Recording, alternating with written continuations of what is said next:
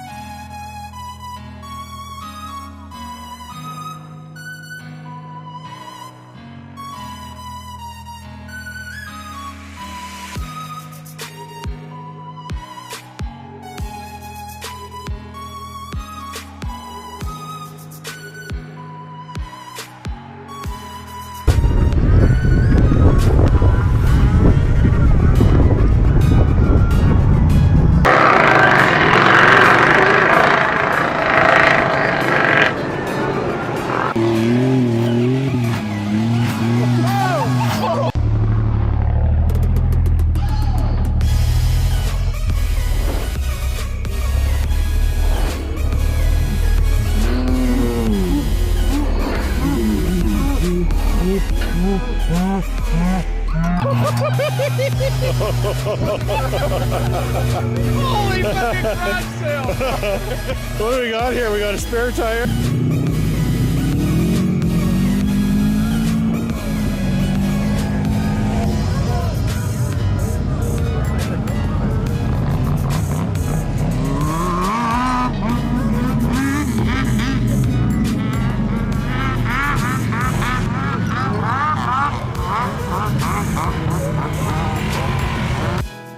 Alright, so we just came from what's called the Crow's Nest, and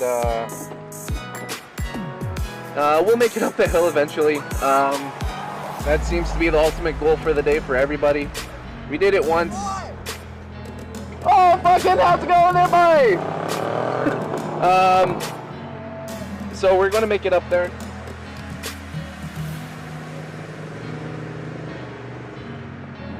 Right now we're going to head to the vendor. They got merch, stickers, shirts, pretty much whatever you well please. As you saw, they got the RCMP doing check stops, making sure all your vehicles are legal. Obviously ours was for once. So we're going to be grateful about that and now go off-roading as people are doing circles around us.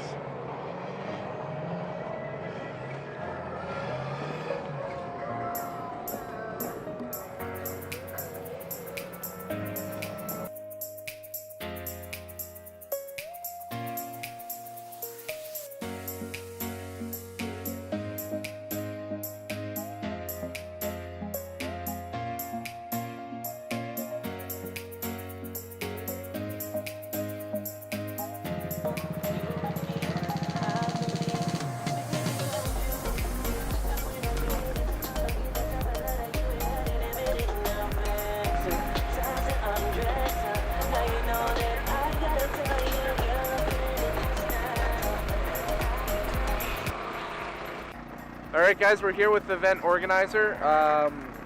Obviously, you know, this is a big event. Are you the only one who puts this on? Is there a big team of you? Or? I'm the main organizer. I do a lot of it. I got a couple guys that support bringing out trailers and equipment, and we get Right. sponsors and donations, stuff like that, but I do the grunt work. Right. So obviously, you know, how many trucks did we get last year? Over 600, I heard? We figured about 600 trucks and around 1,500 people, because the hot dog guy here, he said he brought 1,500 hot dogs and he sold out. That's so, right, wow. Yeah, and I know some people didn't even get hot dogs. They did their own burgers and hot dogs at the fire, so Yeah. there's a lot of people here. Yeah. So are you looking about the same number this year? I'm thinking so. Between the cops who set up their little check stop on the highway, catching people without insurance, there's a few less, but still earlier in the day, I'm expecting we'll get a couple people. The peak's usually right about lunchtime. Okay. So obviously this has been going on since 07, around there. 2009 was the first year. Yeah. So how did you get involved and start setting this up? Buddy of mine started as just like a fun run, got some guys out and to like escape the winter blues. We've been locked up inside, you know, want to get out and play the trucks, so we just go for fun. In 2012, I started my business touring off-road. Right. We were doing parts sales, building, all that stuff, but we gave up on that and focused more on the events and sort of the off-road community type of thing. But in 2012, we sponsored the event. We covered all the costs and just did it as a promotion. Right. For 2012 to 2015, it was advertised as a Winnipeg hardcore off-road enthusiast group event. Right. And that group only has like 500 members online, so we had smaller attendance. Like we were hitting maybe 120 trucks at the end of it. In 2016, I advertised under the Manitoba 4x4 off-road group. Right. At that time, I had like 6,000 or 7,000 people. Now we're over like 11,000. 12, yeah, around So with a bigger audience, exactly. boom, we just hit and it exploded. So that and some good Facebook advertising. Yeah. So do you plan, obviously because it's so big in the winter, do you plan something like this in the summer this year maybe? We might look at it, but the thing with spring and summer, there's already so many events going on. Yeah. There's guys going to the lake, cabin fishing, all your buddies' clubs, groups are going out every weekend. There's always something to do. The thing that's special about this is not many people winter wheel. We're Manitoba where it's like minus 40 with that wind chill. Something special that we do here. Right. So obviously you have your own rig. Tell us just a little bit about it. Obviously, you know, it's a custom piece. Yeah, we'll just leave it. It's a little stock. I mean, you know, just a odd touch here and there. But. It started off as a '93 Toyota pickup, which I got from the MPI auction for about $500. It was a write-off. Right. So it's ORV insured. Can't go on the road ever. I mean, you could, just don't get caught. Yeah, don't get caught by those guys hanging out on the highway. Yeah. We swapped out for a solid front axle, did steering over, tons of trail gear parts, tons of custom Yeti fab. We got the sliders, the front bar, the roll bed, everything like that's been done. Locked front and rear on 35, so she turns, yeah. When the motor's not crap in the bed. Yeah.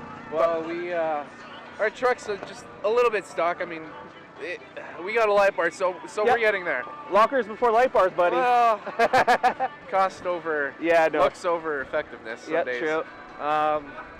But our goal today is make it up the hill. Do you have any tips for us?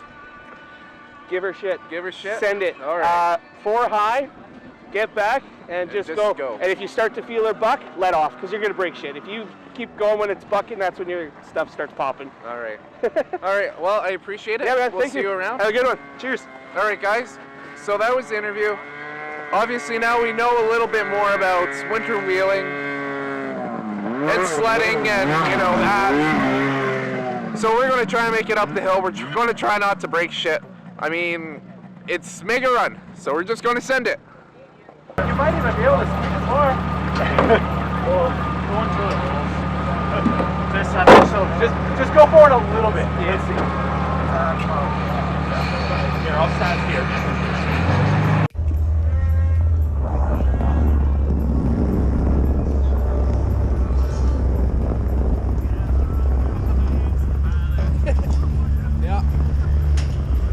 Slow. Keep going.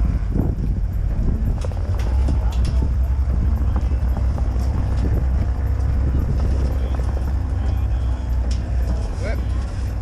You got just a hair left. That's pretty much it. It's not hitting the bumper, but it's hitting the plastic mudguard. Here.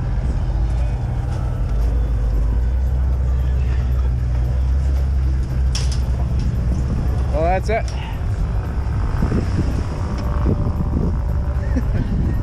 all she's got. All right. Here, just hold it there for a quick sec.